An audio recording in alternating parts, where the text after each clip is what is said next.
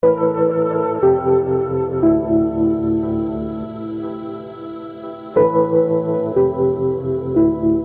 our next inspirer is a man who is a friend of Centifolia, has been for some time. So he was here 2 years ago, gave us a fantastic talk about his voyage, a real personal voyage into the Amazon. This time he's going to give us a talk about another amazing, unknown, far-flung destination. Please welcome the Director of R&D for Yves Rocher, Monsieur Xavier Ormancey.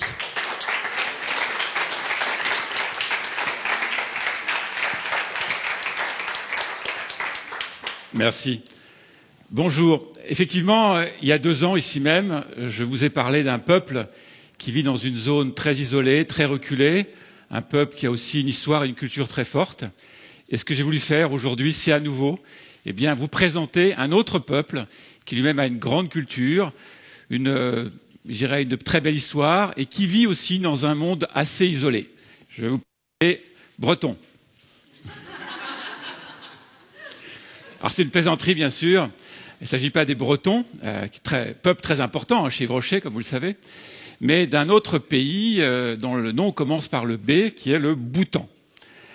Alors pourquoi je voudrais vous parler du Bhutan? Je reviens encore à ce qui a été dit ici il y a 2 ans dans ce premier Centifolia, qui était le bon, le beau, le vrai.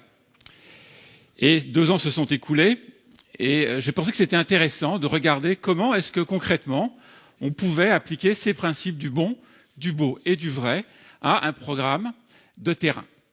Et le Bhutan, pour moi, est l'occasion de partager une démarche autour d'un outil dont on parle de plus en plus aujourd'hui, qui est, alors en anglais on l'appelle ABS, Access and Benefit Sharing, en français APA, Accès et Partage des Avantages. Nagoya est passé par là. Has been around there, and a lot of countries have ratified this access benefit sharing, ABS. I thought it might be interesting to see how this tool, which tends to be seen as a constraint in the relationship between the industry and the states, can finally be an inspiring tool for the elaboration of a real program of wealth. The good, the beautiful and the true. So I started by comparing Bhutan and Brittany. There's a reason. Because, these are 2 countries who are pretty much cover the same land surface, 50,000 square kilometers, a little bit more than Brittany, and the land area of Switzerland. So there are about 700,000 people living in Bhutan, whereas in Brittany, 3,200,000 people. And it's a country that has remained quite isolated from an international standpoint over the last decades, even the last centuries. That's the song, they have round hats. Vive les Bhutanese, because they also have worked out their own system. This may be inspiring. We're not at Bengal here. And Bhutan is a country that is squished between 2 giants, India south, and the Brahmaputra plain with Bengal and with Assam, and north, another giant, China and Tibet. And between the 2, you have different levels, because in the south, you're about 100, 200 meters above sea level, and the Himalayan summits were at 7,300 meters above sea level. So this country is cut up in valleys that are linked by rivers that have cut up this country in strata. And between the rivers and the valleys, there are actually passes between 3,000 and 4,000 meters high, and these passes historically have isolated the populations living in each of these valleys. And in each of these valleys, you will find specificities in regards, the looks, the culture is different from one valley to another, the language spoken also. But there was, 2 structuring items that built this country: religion, Buddhism, and a king monarchy. So let's continue with our comparison. So you have actually a buckwheat, but otherwise without buckwheat there's no crepes. So we have a competitive advantage over others. And why am I telling you about this? Because 75% of the country's activity resources of the country come from the rural areas. Again, farming, breeding, and this is the most makes the most biggest part of the revenue. And they're going to, of course, work out the different crops. You have a woman here who's wearing a beret. Strange, I mean, to actually come across this lady who belongs to a nomadic tribe, and on her head she's wearing a beret. They don't have the French baguette yet, but with this idea of showing this is actually in yak wool. It's very much the fashion this winter, especially in sweaters, pullovers. There's a bit of a dreadlock look. My friend from Bonne Gueule is going to say another inspiration we could get from these cultures. So diversity in terms of culture, also the animals and ecosystems. So what you have here is one of the pride of the country. These mountain summits, and the highest summit is 7,300 meters, which is the last summit that is pristine because it has not yet been climbed. But in Brittany we have our own summits, and we're very proud to say we have dolmens. I mean, not the same altitudes, but the effect is pretty good. So you see, in fact, these are two countries that we could actually twin, and easily so. And I think that was the objective, what I'm saying. And let's not forget that in Brittany, religion plays an important part, and in the same way with Buddhism, you're going to find, everywhere you look, these famous shorthand temples that once again are a place to express the role of what's sacred. I mean, from the 16th to the 19th century, this country was a theocracy. What I mean is it was actually led by a sort of a local Dalai Lama, a bit like in Tibet, and it's only as of the 20th century that it became a monarchy. So the sense of the sacred is important because it's going to incarnate the power of the gods and of what's natural. There are divinities all over the place, and you shouldn't disturb them. Otherwise, nature will punish you. The village will be punished. Crops will be scarce, and animals will die. So again, back to this concept of the sacred, in our in the countries in Brittany, you want to actually protect yourself from the evil eye with garlic and upside down horseshoe, and in Bhutan as well, they want to protect themselves from evil. So they have different ways of expressing it. I hope you're not going to be shocked. This is a phallus which protects from the evil eye. So it's a bit surprising when you go there, and so you see 1, 2, 3, and then practically on every house you're going to see this shape, and they even put them around the neck of kids to protect them from again the evil eye, and they're sold, and it's one of those objects one can bring back. And I was a little bit afraid what would happen at customs if they opened up my suitcases, so I did not buy any. So once again, what's the take-home message here? The sacred makes it possible to get messages about conservation across. So when you go to a place, you're told that such a rock is sacred, that such a bush should not be touched or soiled, such forest, such tree should not be felled. And that's what made it possible, thanks to all of this knowledge, to actually transfer simple messages around the idea for the protection of the environment. It's funny how people centuries over have used these beliefs in order to preserve the environment. And Bhutan is a real hotspot in terms of biodiversity, and there are many endemic species, both plants and animals, and flora and fauna. And this wealth in terms of flora and fauna has been very well preserved, and it's only entered the modern era recently, and I hope they will not make the same mistakes that have been made other places. And it took a natural reaction, which is to preserve its biodiversity. So, another last comparison between France, this emblematic flower, and that's grown in the Grasse area in Brittany. And you have another very beautiful flower, which is the blue poppy, and which is an extraordinary plant, and which is the emblem of the country. So we have the same sort of emblem, which is and another link between our countries. So this country remained isolated and for quite some time, because in the north you have this barrier, so practically you cannot climb across, and impenetrable forests that have protected the country. It hasn't been colonized. Even the British didn't colonize this country, and India didn't. So and from the appetite of the Chinese and the kings. So the flower for Brittany is the cornflower, and so the objective was to totally preserve the integrity of this country, Bhutan, and preserving the country was from the very beginning about preserving the culture, and the culture is very pregnant in this country, and to preserve the environment in its integrity. And here what you have is an important episode, the advent of monarchy in Bhutan until the end of the 19th century. It was a theocracy. So in 1907, a first king was elected, somewhat bizarre to elect a king, but this first king is elected by the religious representatives and the representatives and dignitaries of the different valleys of the country. This king will install the monarchy, and his objective will be to protect and preserve the integrity of his country. Today, we're on the fifth king from the same dynasty, and over the centuries, and as of 1950, the country is going to enter a sort of modernity. Well, it's going to open up until 1950.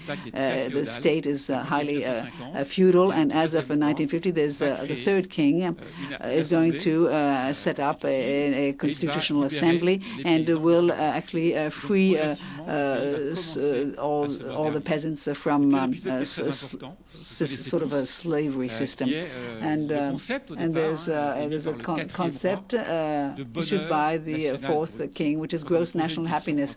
I know this is a story. He was being interviewed, and finally the stories of GDP are not interesting. What's interesting, for my subjects is their happiness. So what's a concept at the start is going to become is going to be in the constitutional, and there are four major pillars. So release the peasants from serfdom. So again, equitable and sustainable development, not to go and do anything and to resist the temptation of a type of capitalistic wealth. The second, the cultural development, to maintain, preserve culture and religion, and to try and bring to the people this concept of happiness. And there are many indicators that have been chosen to measure in time, so 30 years now, 30, that we've had this concept. It's true that it's a concept that is sometimes criticized, booed, and that, it may seem, you can see it on paper, but how do you measure it? And it's true that it has induced a given behavior. It has actually given us the basis for a type of exchange. And this can be extremely inspiring, especially at a moment when we are setting up relationships with this type of country. And when we talk of access and benefit sharing, I think this is typically something that should actually inspire us to think about building this type of relationship here. There's His Majesty, fourth King of Bhutan, he said what's important of the gross national happiness. So I'd like to talk to you about this, the biodiversity, come back to what really concerns us at Yves Rocher. I think, many of us in the industry are interested in the value, protecting the value of natural resources. There's a lot of them in Bhutan. Let me just give you an indicator. More than 6,000 vascular plants in Bhutan, only 4,400 in all of France was in France, and we have the Mediterranean, the Alps, we have, the ocean areas, and great diversity. And in a much smaller land area, you have many more specific plants. And you also have, all these different statuses, from subtropical, temperate, alpine, and Himalayan. So you have an incredible climate diversity, 600 types of orchids, forests of rhododendrons, and a great number of Himalayan and Tibetan plants. So what you have at the end of this, the Bhutan, etymology is the country of medicinal plants.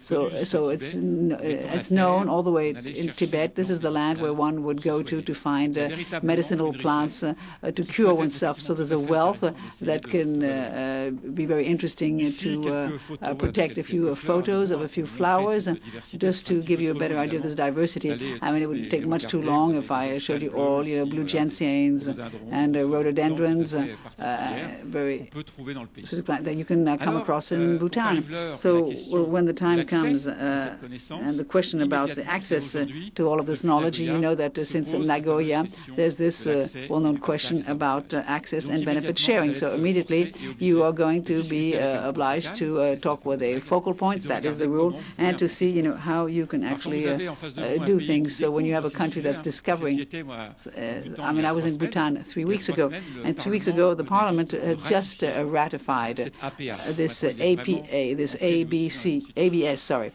And so what's interesting in the approach that you need to talk and contribute certain elements for consultation. You have to explain to people locally that we, or I, in the field of cosmetics, I have constraints. Cosmetic doesn't allow you to, cultivate huge land areas like in the agri-food or pharmaceutical products. You can't develop programs that are going to require huge investments, involve hundreds of people on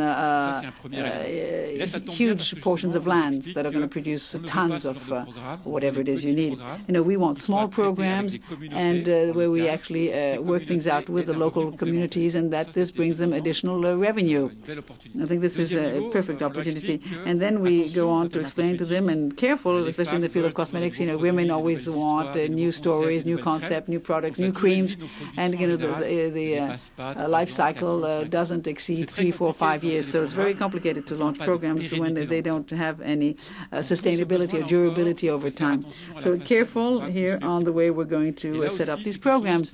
And once again, this is something that the people who are in front of you need to understand. And last but not least, and how do I go about sharing the benefits I've acquired from the resource that's being offered? So there are two solutions, and it's true that Nagoya may seem a little bit restrictive. I mean, should you be paying royalties when you sell your products? I mean, you have a revenue and you're selling a percentage of your revenue to the people whose resources you are exploiting. It's not so simple as that, because in our industry we usually don't like this type of thing. So you've got to find other ways to remunerate and share. And this is what we're setting up. We can offer you technical cooperation, scientific cooperation, technological cooperation in terms of equipment.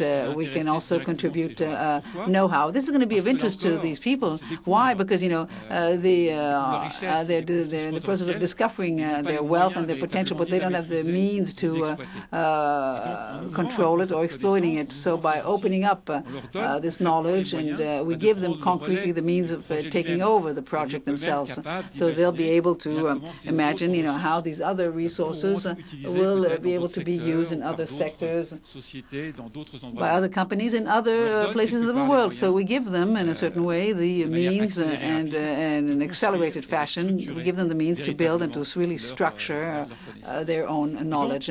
So the contract, this famous access and benefit sharing contract, needs to be revisited. So we have to rebuild and redraft this access and benefit sharing agreement, so that all of these stakeholders are able to get something out of it. I mean, this wealth will only be real wealth once it's shared, where each one actually benefits from it. And that's what we're very happy to be able to build today with this country. I won't have time to give you much details, but this was an experience I wanted to share with you. I'd like to finish by showing you this photo. That's the official photo, and we took with the king and the queen of Bhutan, the fifth king and his spouse, a beautiful lady, and he's 32, she's 23, and you recognize, I'm on the left, my colleague Michel Cambornac, who's our botanist. He was there with us, and he's the one who took most of the photos you've just seen.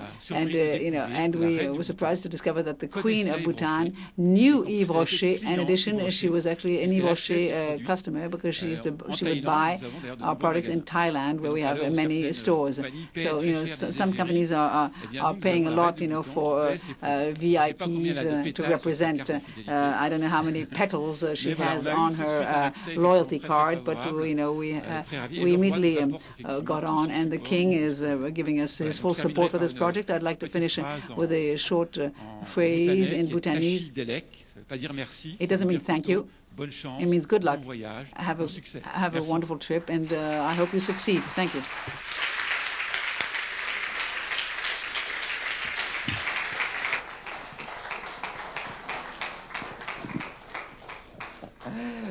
Ah, l'imagination d'Eric, un vrai bout en train. Ah, que c'est beau.